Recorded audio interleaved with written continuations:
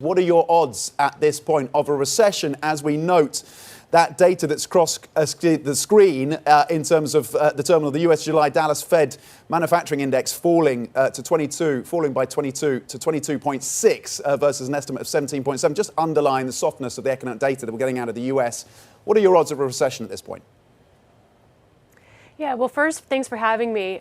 So we think over the next 12 months, recession is more likely than not. And there's really three things that I would really point to supporting that view. The first, as you've mentioned, the economic data have clearly deteriorated lately. It's not just the data in the United States. Also, we've also seen purchasing managers' indices within Europe and elsewhere deteriorate to a point that is more consistent with a contraction in real growth. But secondly, we've also seen inflationary supply shocks that are worse than expected. Obviously, the geopolitical turmoil and the war in Ukraine have resulted in a bigger reduction in energy flows to Europe than we had previously expected. That sort of supply shock is going to have stagflationary pressures for the global economy, including the U.S. And then just finally, within the U.S., inflation is looking more persistent. Wages and housing and shelter inflation. So that just means the Federal Reserve is probably going to have to go higher and maintain more restrictive policy for longer to bring that back down.